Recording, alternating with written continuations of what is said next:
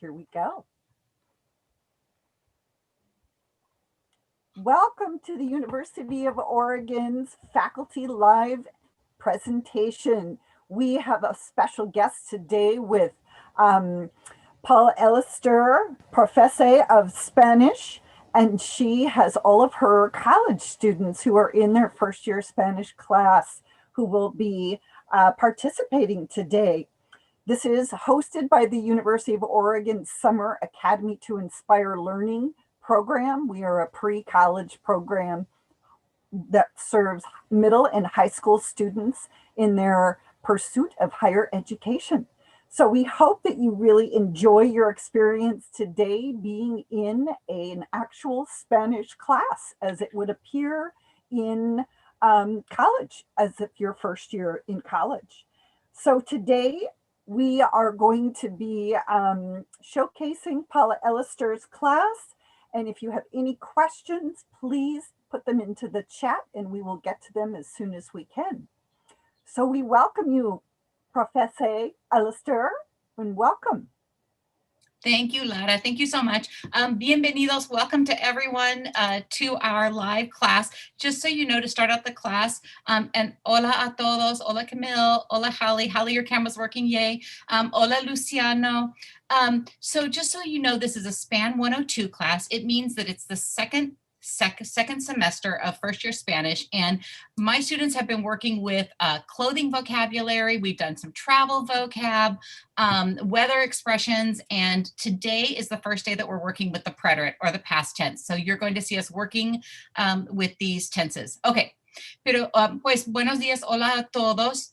Chicos, hoy empezamos con un repaso de la ropa, el tiempo y también pues la ropa y el tiempo principalmente. Ok, así que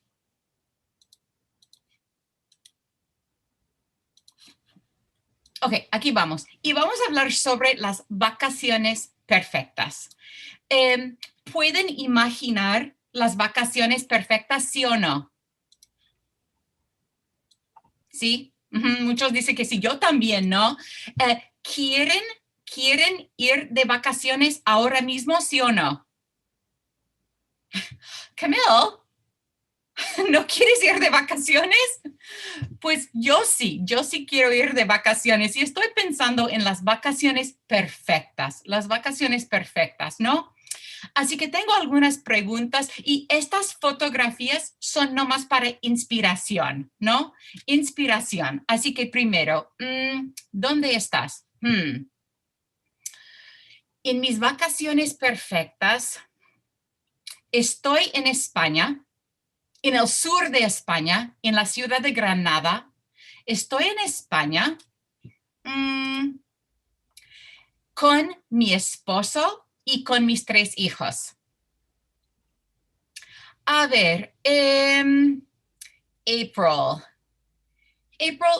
¿dónde estás y con quién estás?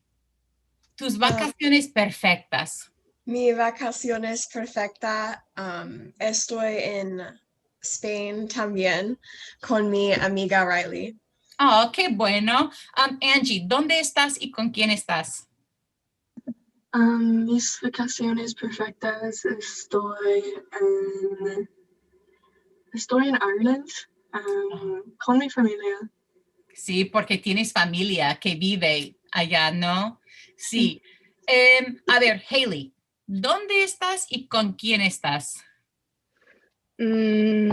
Estoy en Cancún con mi mejor amiga. ¿Cómo se llama? Se llama Nina. Nina. ¿Y te gusta viajar con Nina? Sí, Sí. me gusta viajar con Nina. Qué bueno. A ver, pues como ya les dije, yo estoy en España con mi esposo, con mis hijos y es la primavera. Son mis vacaciones imaginarias, ¿no? Son mis vacaciones perfectas, así que no es invierno para nada, ¿no? Es la primavera y hace buen tiempo, hace sol, hace fresco, hace muy buen tiempo en España en la primavera. Zoe, ¿dónde estás? Mi vacaciones perfectas estoy en Hawaii con mi familia Con tu familia. y porque me encanta hacer sol. Sí, me encanta cuando hace sol también. Ajá. En Hawái, durante tus vacaciones perfectas, ¿hace calor o hace fresco? Hace calor. Hace calor, sí. Sí. Neil, ¿dónde estás? Estoy en las montañas de Colorado. ¿Y con quién estás? Con todos mis amigos. Qué bueno. ¿Y qué tiempo hace? Está nevando mucho. Oh, entonces, estás esquiando con tus amigos. Sí. Perfecto, entiendo. Ok, Neil, ¿qué ropa llevas? ¿Llevas los pantalones cortos y las sandalias? No. Yo llevo una sudadera.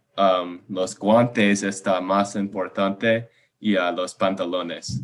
Sí. Ujú. Y a ver, Camille, ¿dónde estás? Estoy en la playa de New Jersey. Oh, sí, porque tú tienes familia en New Jersey, ¿verdad? Sí. Ujú. ¿Y qué más?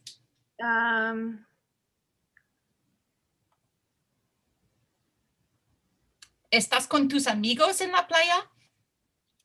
Estoy en la playa con mi esposo. Oh, sí, con tu esposo. ¿Y qué tiempo hace en la playa? Hace sol y calor. Y Camille, ¿llevas un traje de baño? Sí. Sí. Sí, sí. Y las chinclas. Y el sombrero. Sí, un sombrero es necesario, ¿no? Para la protección del sol, sí. Y las chanclas o las sandalias también perfecto, ¿no? Ok, ahora vamos a practicar un poco, hablar un poco sobre el pasado. Y chicos, el fin de semana pasado, last weekend, viajé a Portland con mi esposo. En Portland, Mark y yo compramos libros en mi librería favorita. ¿Cómo se llama mi librería favorita? ¿Recuerdan ustedes cómo se llama? Mi librería favorita en Portland. Powell, sí, claro que sí, ¿no? Así que Mark y yo viajamos a Portland y compramos muchos libros en Powell's. Ahora, vamos a hablar ahora sobre actividades en el pasado. Y para esta actividad, chicos, necesitan sacar papel y bolígrafo. O lápiz, ¿no? Papel, bolígrafo o lápiz.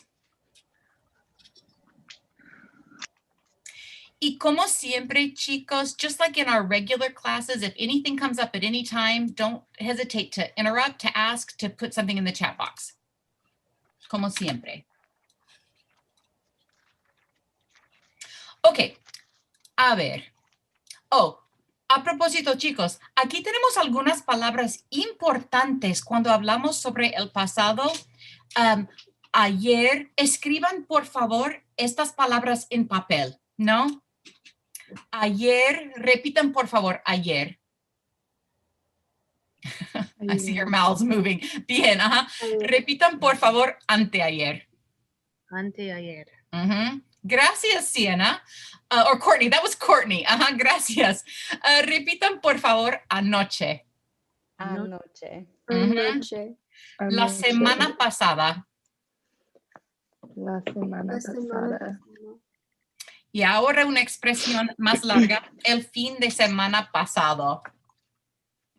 El fin de semana pasado. Así que escriban, por favor, estas expresiones porque son muy, muy importantes cuando hablamos sobre acciones, actividades en el pasado, ¿no? Ok, ahora en papel, chicos, el número 1. Escriban, por favor, el verbo en el pretérito, el verbo en el pasado. No es necesario escribir la frase completa, the whole sentence, no. Solamente el verbo en el pasado, en el pretérito. En papel, por favor.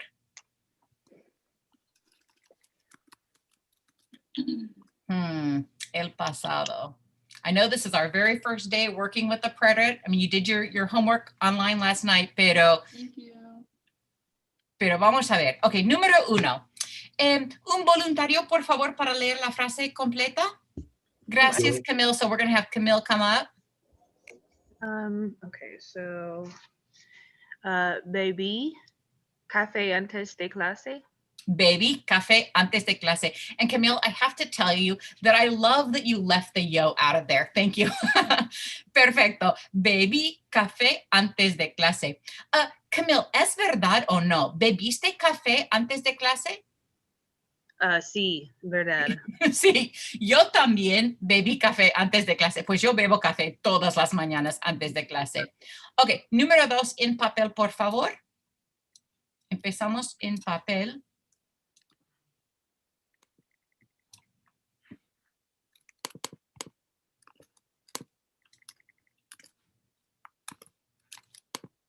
Un voluntario para el número 2, por favor. Gracias, Bryn. So we're going to bring Bryn up. Would it be Haley tomó un siesta después de clase? Perfecto, Bryn. Excelente. Pero chicos, con énfasis aquí en la O, ¿verdad? Haley tomó una siesta. Now, I overemphasized it a little, even too much, but Haley tomó una siesta después de clase. Porque chicos, if I say tomo, what am I saying? Stress on the first syllable, tomo. Took. I'm saying I take or I drink, I take, right? If I say tomo, I take a nap. But when I put the stress on that second syllable, Haley tomó una siesta, now it's she took in el pasado. Haley, ¿es verdad, es cierto o falso? ¿Tomaste una siesta después de clase? Falso. Oh, lo siento, Haley. Lo siento mucho. Ok, número 3. Sabemos que April vive en Woodburn y sus abuelos viven en Springfield.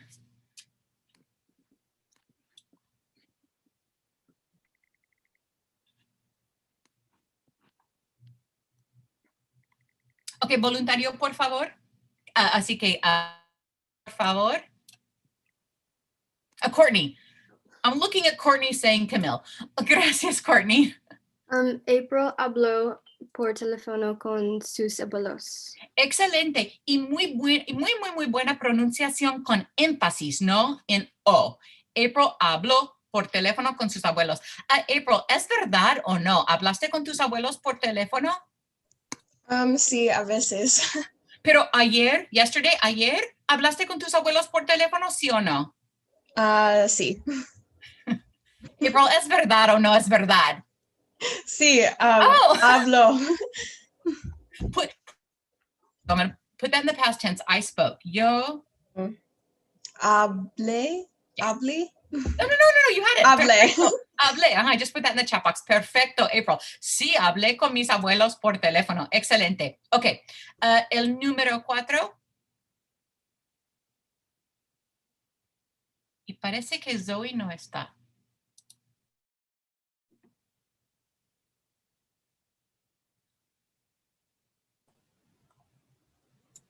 Ok, un voluntario, por favor, el número 4. Gracias, Siena. Zoe escribió en ensayo. Un ensayo. Excelente, Siena. Zoe escribió un ensayo. Perfecto. Zoe no está. Oh, no, Zoe, sí estás. Lo siento, Zoe. Zoe, ¿escribiste un ensayo ayer, sí o no? No. No escribiste un ensayo. ¿Quién escribió un ensayo ayer? Es la semana de midterms. Sí, pero Es yo no. un ensayo. Es una palabra importante, an essay. Yo escribí un ensayo ayer. Luciano, y escribí, ¿verdad? I'm going to put that in the chat box.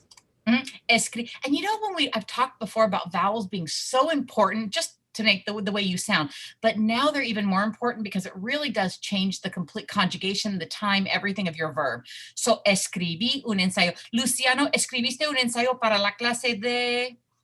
Para la clase de historia. De historia. Ok, mis hijos escribieron ensayos también anoche porque tienen muchos midterms que son ensayos. Ok, número 5 en papel, por favor.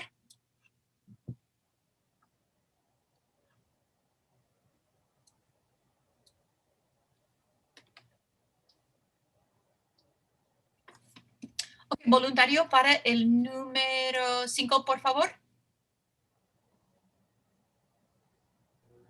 Camille llegó a su casa a las 11 de la noche. Ya, perfecto. Muy bien, Luciano. Camille llegó a su casa a las 11 de la noche.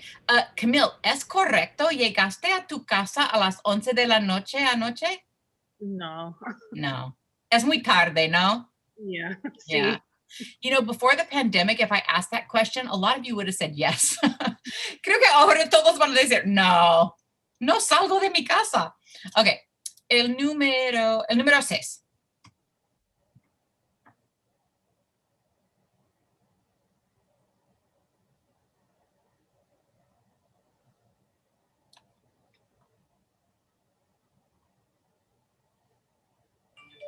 Ok, voluntario, por favor.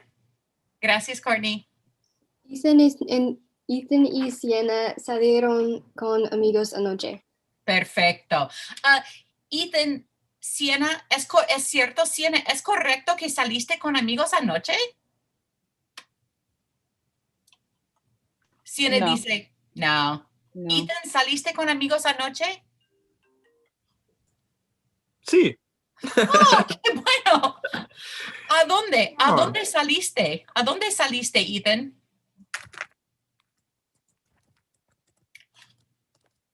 ¿Saliste a un restaurante? Saliste a restaurante y otros amigos a casa. Okay, I'm going to put this in the chat box. So, salí a la casa de un amigo, ¿no? Casa de un amigo, sí. Salí a la casa de un amigo. Excelente. Ok, a ver, el número 7.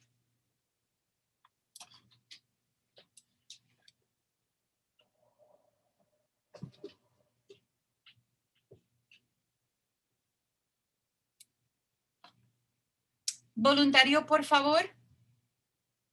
Gracias, Neil. Bryn bailó en su casa anoche.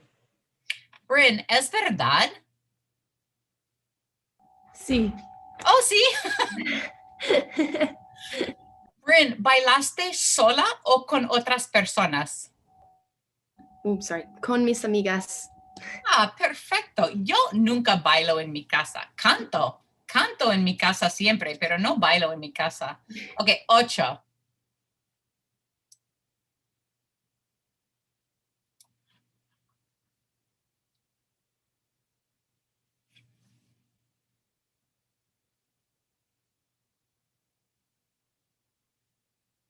Ok, a ver, and Haley, I saw you raise your hand before. Do you want to take number 8, número 8?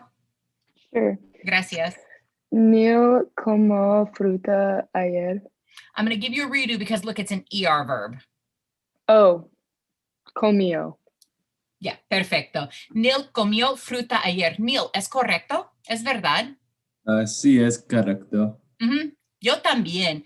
De hecho, chicos, comí muchas naranjas ayer. Comí muchas naranjas ayer. ¿Qué son naranjas? ¿Es una fruta redonda?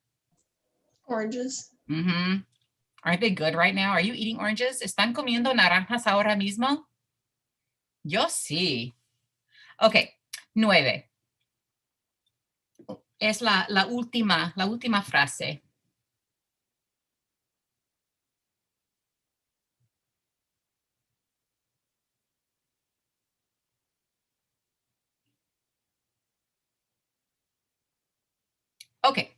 voluntario, por favor. Me voy. Gracias, Luciano. Courtney y Hallie estudiaron para la prueba. Es verdad, ¿no? Courtney y Hallie estudiaron para la prueba. ¿Es verdad, Courtney? ¿Es verdad, Hallie? Sí. Sí.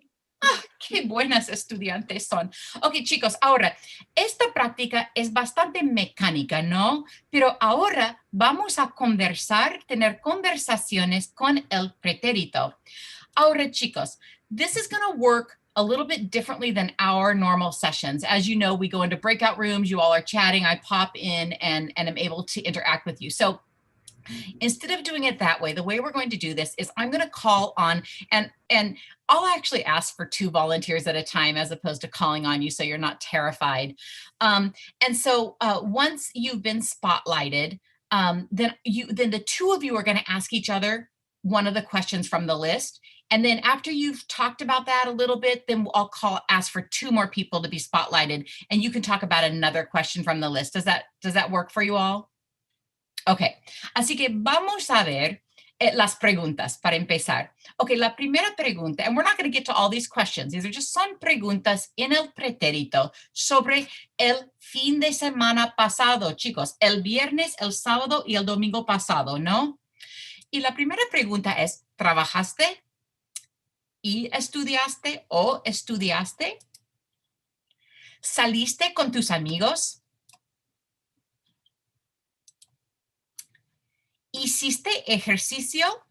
Ok, chicos, en este capítulo trabajamos con los verbos regulares en el pretérito. I wish I could tell you that all verbs were regular in the preterite. But I would say that probably more verbs are irregular in the preterite than are regular. Aren't you excited? It's a challenge. Think of it as a challenge. So, but not this chapter. But the thing is, we still need to use these irregular verbs because these are important verbs. So today I'm going to give you 2, and I'd just like you to jot them down and then start working with these so that they're committed to your memory, because this is an important one, right? El verbo hacer, usamos el verbo hacer mucho, ¿no? Entonces, hacer, hiciste, ejercicio. Repitan, por favor, hiciste. Yeah. Hice, hiciste, hizo. So those are the first 3 conjugations for that verb. Yo sí, hice senderismo en Mount Pisgah con mi esposo y con mi hijo el fin de semana pasado. ¿Limpiaste la casa, el apartamento, el dormitorio? ¿Recuerdan ustedes lo que significa limpiar? Limpiar, who knows what that means? To clean. To clean, yeah. No es mi actividad favorita, chicos, no es. Ok, ¿miraste un deporte? Por ejemplo, el básquetbol, el fútbol, o una película o un programa en la tele, ¿sí o no? Yo sí, Mark y yo y mi hijo miramos, ¿cómo se llama? Oh, Apocalypse Now. Miramos Apocalypse Now el fin de semana pasado en la casa. Me gustó mucho. ¿Dónde y qué comiste? I know we haven't worked with food vocab yet. That's coming in chapter 8. But for now, if it's a word that you know, you can use that word. Okay. Fuiste de compras. Verbo irregular, chicos. El verbo ir. Isn't it always irregular? Don't you just kind of expect it to be? Okay. If it weren't, you would be confused. Okay. So, fuiste, fue. Fuiste de compras. Chicos, la expresión ir de compras, ¿qué significa? It's a set phrase, right? ¿Qué significa ir de compras? To go shopping. Correcto, Angie. Ir de compras, to go shopping. ¿Fuiste de compras? ¿A dónde? ¿Con quién? ¿Qué compraste, por ejemplo? Y la última pregunta, ¿pasaste tiempo en los medios sociales? Yo no. No pasé tiempo en Facebook, Instagram, Snapchat, nada. La verdad es que no me gustan los medios sociales mucho, es verdad. Ok, ahora vamos a conversar con 2 personas. You 2 can volunteer and you can also choose the question, the one that you feel most comfortable going with. So who would like to volunteer? Dos personas, por favor, para empezar. I'll go. Gracias, Neil. ¿Quién va a hablar con Neil? It sounded like Luke was a volunteer. Perfecto. And wait, weren't you all partners for the partner chat? That was me. Perfecto, perfecto. Yeah. Okay, Neil y Luciano. So we're going to highlight or spotlight Neil and Luciano. Or El Pita, it says. Okay, so Neil y Luciano, go ahead and just choose one of the questions to ask each other, and we'll all just kind of be watching and interjecting. Neil, ¿hiciste ejercicio este fin de semana pasado? Sí, so would it be yo hice ejercicio en el fin de semana pasado. Yo levanté las pesas, muchas. ¿Y tú? Yo esquié, sí. Yeah, perfecto, no, perfecto. Las montañas, ¿dónde? En Mount Bachelor. En Bend. Oh, muy bueno, muy bueno. Sí. Luciano, ¿con quién esquiaste en Mount Bachelor? Con mi amigo Frankie, aquí, que está aquí. Está en su casa ahora. Hola, Frankie. Sí, qué bueno, qué bueno. And I want to say, I really like that you were asking follow-up questions to each other. So, perfecto. Okay, dos más voluntarios.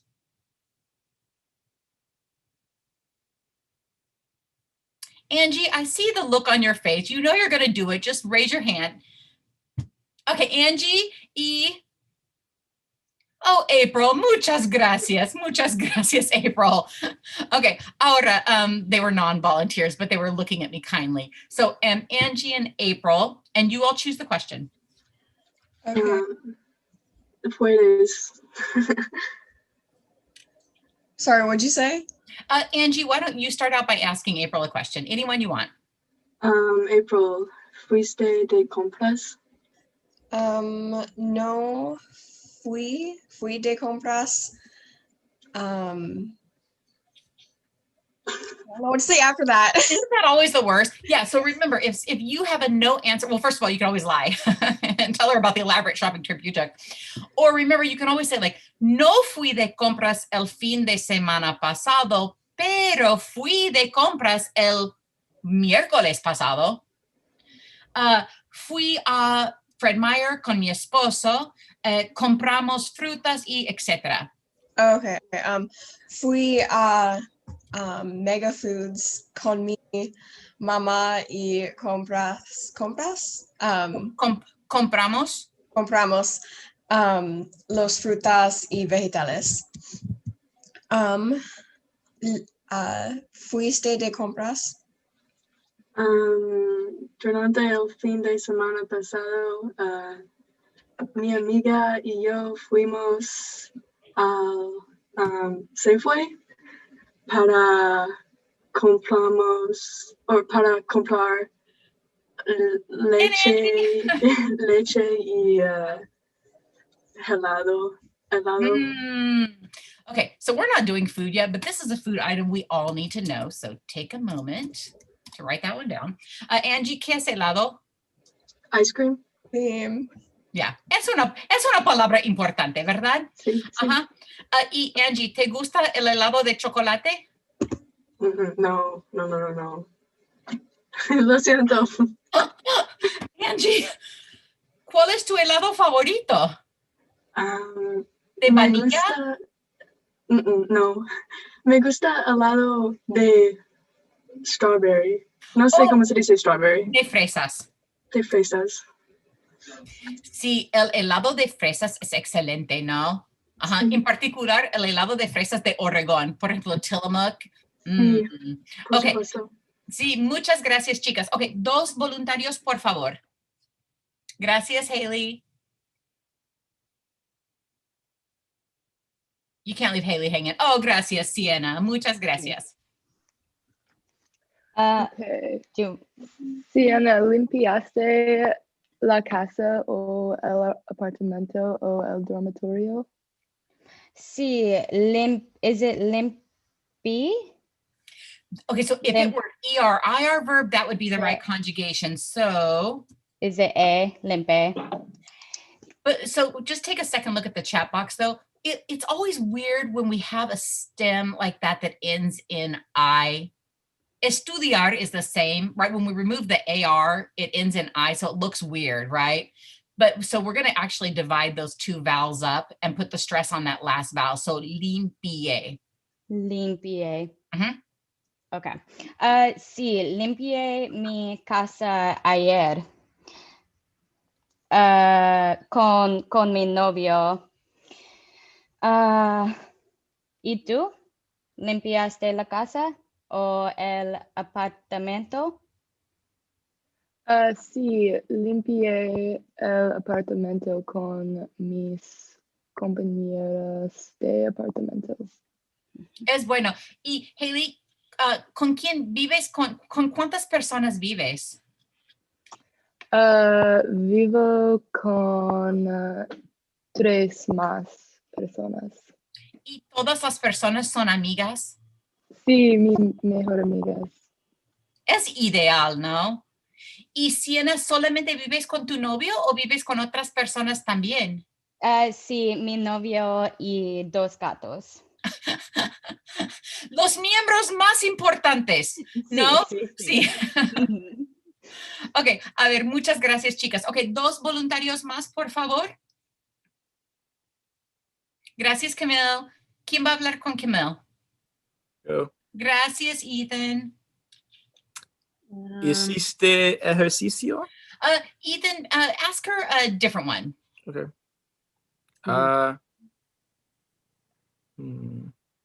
Let's do the first one. Yeah. ¿Trabajaste o estudiaste? Estudié por mi clase de español. Gracias, Camille. Necesito practicar mucho. ¿Dónde estudio? En mi casa.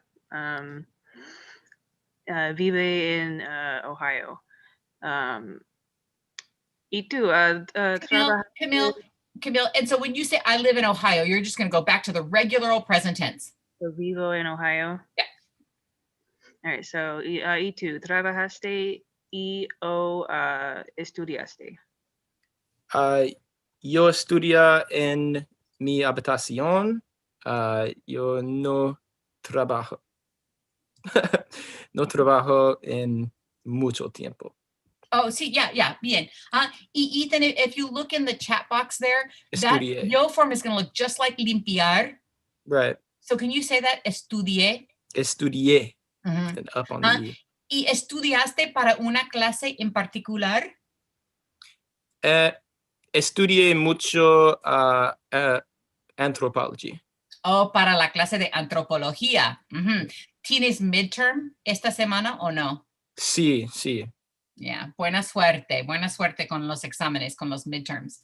Ok, ahora chicos, quiero hablar un poco sobre los programas en la universidad. I would ask you all, thank you all for my students. I don't want you to hang out for a little bit longer. I would ask you just because, as you know, normally in one of our real sessions, you would be working in groups and you'd have a chance to go over a lot of these questions. And so I'm going to share in a sec. I will share a link to the doc for today. And I'd ask you just to spend some time writing out your responses to each one of these questions. Cuándo, con quién, which you were doing, which was fantastic. No, cuándo, con quién, dónde, por qué, etcétera, etcétera. Okay. Ahora, chicos, quiero hablar un poco, and please hang out a little bit because I actually, I'm doing this for you all, but also for high school students who are thinking about coming to the U of O. And it looks like, Lara, we might have someone in the waiting room and I don't have access to let them in right now. So if you can see who that is and let them in. Okay. Okay, so chicos, looks like maybe Luciano had gotten knocked out. Okay, so chicos, como saben ustedes, we have a lot of different ways that you can either come into Spanish or progress throughout our program. I don't know why I said progress. I was sounding fancy. So, you all are in the 101, 102, 103 sequence. And just because I think it might be helpful for high school students to know this, does anyone feel comfortable saying how much Spanish you had in high school if you had 1 or 2 years? Who feels I had a comfortable saying that? semester. Hallie, you only had what? You had one semester? Yeah, one semester. Wow. Wow, you're doing well. Okay, April, how much did you have? A year and a half. You had a year and a half. Who else? I had 2 years. 8th grade. Haley had 2 years. Bryn, how long had you taken Spanish? I took it in 8th grade for like 5 months, and that's it. Oh, that was it. Okay. So generally speaking, this 101, 102, 103 are for students who've had either no Spanish at all, or you've had up to 2 years of high school Spanish. And, we all know that programs are different from school to school sometimes, and also just your own dedication to your studies, as we know, changes sometimes between high school and college. Is that right? So, if you've had between, no Spanish to up to 2 years of high school Spanish, you go into this sequence, which is where you all are. Now, the other one would be 111, 112. So if you've had 2 to 3 years of pretty good high school Spanish, you feel pretty confident about what you did in high school, you can jump right into our intensive first year program. And some of the students in my class could have moved to that more advanced sequence. Or you might be able to jump directly into 201, 202, 203. And that would be for students who had, maybe 3 years of solid high school Spanish. You feel really good about it. But the bottom line is, if you're not sure of where to come in when you go to the U of O, we have a placement test. You can talk to people like me, to advisors who can help make sure that you're in the right place. Now, the other thing I want to talk about, and I see there's a question about study abroad coming through, and I'm going to get there, and I want my students in my class to hear this information as well. But one thing, and I've actually talked to one of you in my group about this, is that we have this program called the Heritage Program. And it is called Spanish as a Heritage Language, or SHL. And we ask you to kind of ask yourself this question as you're considering taking a Spanish class at the U of O. Are you a heritage language learner of Spanish? Did you grow up with Spanish en tu casa o en tu comunidad? Because if so, these classes, the 101, 111, 201, are really not designed for you. We have another set of classes that are much, much, much more, they're in line with your needs and can get you through our program much more quickly, and are designed to kind of, to meet you where you are, and to help you progress with your goals with the language as well. And those can be Spanish 218, 228, or 308. But another way that students progress quickly through our programs is by participating in study abroad. And so before I even jump into it, Josie wrote, will the students get to study abroad even though the pandemic is happening? So I want to share with you, of my students, can you raise your hand if you would like to do study abroad? Yeah, that makes me really happy. So in the chat box, I put a link to the Study Abroad website at the U of O. It's called geo.uorg. And I know some of you have looked at it because I've spoken with some of you about study abroad. So the question was, what's happening during the pandemic with study abroad?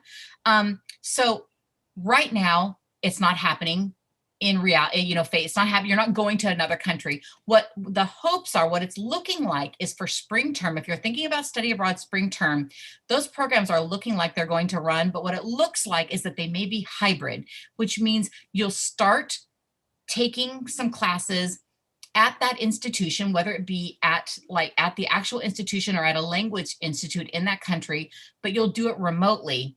And then hopefully during the second part of the term, you'll get to travel there and live with the family and participate in face-to-face classes.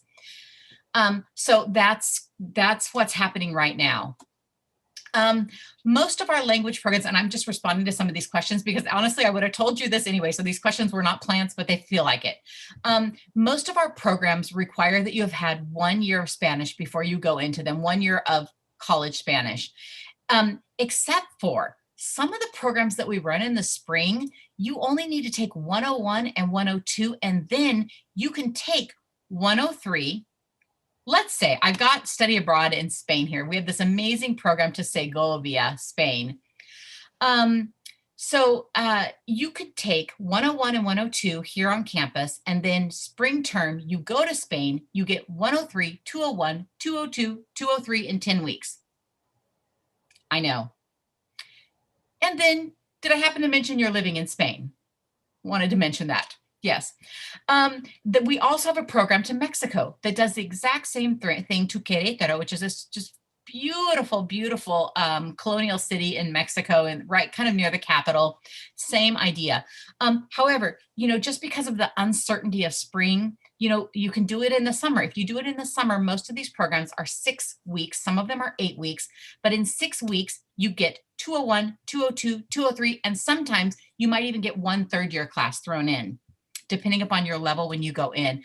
So it's just such an amazing opportunity to advance your language, to get a lot of credits. I have to tell you that students almost always get straight A's in these courses. I mean, they come back with 4.0s, and it's not because they're easy. It's because you're there and you're living the language. And so what would seem challenging here, oh, and you're only taking language classes, so that's really your focus. So what might seem challenging here is just natural there. You can study Spanish at the U of O your entire 4 years and into the graduate school. That was one of the questions. And so, you know, study abroad can always help you push forward, especially if you're already a sophomore. And then the Heritage Program, someone asked about, and that here it is, it's Spanish as a heritage, it's our Spanish, Spanish as a heritage language, our SHL program, and you can go to the U of O and just type in SHL and you'll get information about this amazing, phenomenal program. And so then I love that Courtney, I love that you saw this question and you answered it. So someone wrote, what are the benefits of speaking a second language? And Courtney said, it gives you upper hand in your career and you can connect with others. I have to say, when I was a graduate student, I worked my way through college. Always. I was a first generational student to go to college. I worked 40 hours a week all the way through college. And every job I got was because I was bilingual. I mean, that's why I got the job instead of someone else who was maybe even more qualified. You know, I got a job working at a cannery, in an office of a cannery in the Central Valley of California. Knew nothing about cannery other than, you know, canned food. But I got that job because I was bilingual. So it definitely can give you an upper hand. As well as participating in a study abroad experience, guys, you know, if you have that on your resume, it's not like you're just saying, yeah, I speak another language, yeah, I'm bilingual, but if someone can see you took part in this study abroad experience, it can be also give you an upper hand when you're going into the job market, when you're wanting to get a scholarship as well. And then just like, I think the last thing, and we'll see if any more questions come in. And Courtney, that was phenomenal. Thank you. I think one of the last things that I'd like to say about study abroad and why I believe it's so essential is that some of us know what it's like to not feel like we fit in the community in which we live. So some of us have that feeling already, whether it be due to racial identity, sexual identity, gender identity, for whatever reason. Some of us already feel like we live in a community and I'm not like everyone around me. But a lot of us do have that feeling like I live in this community and pretty much I get this community. You know, they get me. And there's such value to getting outside your comfort zone, going to a country where you don't know the rules, you are still acquiring the language, you don't understand the customs, and having to navigate and learning how to do that.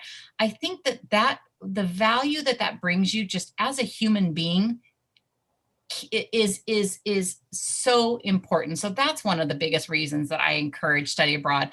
And so I hope that the programs happen. I hope that you'll consider going to geo@uoregon.edu and checking them out, because someday they will happen again. And, you know, hopefully it's this summer. And if not, then maybe you go in the fall, or maybe you go in the winter or spring. And then I just want to click on a couple of links from the GEO website. And I know that these don't, did you guys see, students, did you see this link pop up? No, I didn't think so. Okay, wait, Angie, can you see the GEO link? No, we're not seeing it. Okay, yeah, I know that sometimes happens. So let me show you, I just want to show you maybe a couple links just to get you excited. You can now see this, right? Spanish language and culture in Segovia. I have to tell you, Segovia is one of my favorite cities in Spain. It's an ancient walled city. There's a huge castle in the center of it. And in fact, you know what's really cool? Walt Disney, you know Snow White's castle? We all know that, right? From Walt Disney movies or going to Disneyland. It was actually designed based on this castle. So, you know, little added bonus. So, you know, and I just want to show you that the language requirement, you only have to have 1 year to do this program. You have to be a sophomore or above, and you have to have a GPA of 2.5 to be admitted into the program. So these programs are not going to limit you if you've had classes that you struggled in. Once you get into the website, you can click and see exactly. See, look, they've got virtual and travel hybrid program here. Do you all see that link? Yeah, so you can go through and explore. You can see exactly what they suspect it's going to cost you to participate in each one of our programs. And so I really urge you to get into this website and look around. And then the only other link I want to share with you, and I'll hold up just a second as it pulls up. There are some reasons that students can't participate in a study abroad program. And one of those reasons can be if you don't have the proper documentation to be able to leave and come back into the country. And that is a reality for a lot of students in our state and in other states as well. And so I don't want you to feel that this study abroad experience is not for you and that you can't have this kind of experience. We have a program that is run, last summer was its first time running. And it's called Agroecology and Latinx Culture in the Willamette Valley. Are you not drawn in just by the title? You guys, seriously? Like, I want to do this program. Okay, so if you look at this, they want you to have had 2.5 years of language. So that would be, you've taken first year, you've taken second year, and maybe you've had a third year class. And you can do it sooner if I or another teacher says that we think that your level is appropriate. And you have to have a 2.75 GPA. And it'll give you I mean, look, it takes place on a 30-acre transitional organic farm near Portland. And you're going to be working with workers speaking Spanish, learning about agroecology, learning about Latinx cultures and agroecology. So I think it's such an amazing opportunity. So that's all I have for you now. Do we have any more? Oh, sorry. Okay, so so a couple things. One, I'll ask this question, answer this question. 2 questions for my students, whoever wants to answer them. So one question was, why did you choose to take Spanish or to learn a second language? Would anybody like to answer that question? I'll go ahead and answer. Gracias, Camille. So I took it because in my degree, the Bachelor of Arts, you need 2 years of a language. I chose Spanish, however, because it's a little bit more versatile. And like you said earlier, it kind of helps you get jobs because just kind of depending on where you're living, the population of Spanish speakers is growing. And I think it's valuable to be able to speak to them and they don't feel so isolated, kind of out like when you're working. And especially if you want to teach, because I want to teach, so I want to be able to reach more people that maybe aren't super comfortable with the language, English, to be able to learn maybe something that they wouldn't be exposed to otherwise. So Thank you, Camille. I think those are such valid reasons, and I love that you're thinking ahead. And I think I'm so excited that you're going into education. I think you're going to be a winner at that. How is learning a language remotely? What is it like? Oh, Haley, thank you so much. So, what is it like learning a language remotely? So, you know, most of these students have not done it face-to-face in a college classroom because they're in first year Spanish. So who would like to kind of give an idea of what it's like to, go ahead, Courtney. So we do like most of our like grammar and vocab learning on like a website called VHL. And I really like it because you can do it on your own time. Like has a due date, but like you don't have to do it within certain times. And I have really bad time management. So like if I had to do that in person, it just wouldn't go so well for me. But there is like, you know, a lack of connection with some students because it is like through a screen. I'm lucky to have a roommate who's like in the same course load, so me and her can speak to each other. But that is definitely like the hardest thing is just like practicing it a lot with other people like helps you a lot, but like you can't really do that when it's through the screen. Courtney's my partner, and I in VHL. We actually were partners last year too, which was or last term, I mean. So let me just interject really quickly so that you'll know what we're talking about. So our students have something that's called a partner chat. They meet on Tuesdays with someone else in our class, and they record conversations about topics that I've assigned with each other. And some of those are graded and some are just for practice. So go ahead, Ethan. And I think that part of it, and that's done through VHL as well. And I feel like I get the most done and learn the most in those chats sometimes. That makes me really happy to hear that. Ethan and I's like chats have definitely improved a lot more since last term, and it's more fun because we could like connect that way. But yeah, it just the lack of in-person stuff definitely impacts the learning to like a certain degree, but it's still doable. Yeah. Anybody else like to comment about learning a language remotely? Yeah, I would. There's something that I think which is super important and 100% necessary when learning a language online is just being there and actually doing the work, having your screen on, raising your hand, volunteering. Because I'm sure like in high school as well, you know that awkward Zoom silence. ain't nobody learning with that, dog. So you just got to be able to put yourself out there and actually put in the work and not be afraid to share. I so agree. I could not agree more with what you said. And, just so that you all know, a lot of teachers, and you all know that a lot of your teachers don't require you to have your cameras on and your mics on, right? A lot of your teachers don't, especially for your bigger classes. I require for my language classes that my students have their cameras and their mics on. And it's partially for selfish reasons, because the reason that I teach and the reason I love teaching is because I get to connect with all of you. And when it's a blank screen, I just don't feel that I just don't feel that connection. And I think it's so important for you to be able to see each other also to have that connection.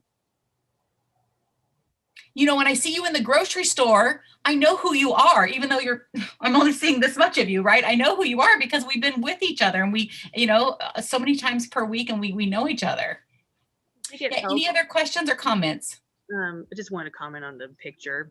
I think it helps even if, say you're muted, to have your picture on, the camera on, because I think that just kind of helps other people want to engage too. Because I think when students see a whole blank page, you kind of feel like you're not getting a whole lot out of it. I don't know. There's something about being able to see other people, kind of feel like you're in that environment to like want to learn things. At least that's how it is for me. I feel weird too when I can't really see anybody.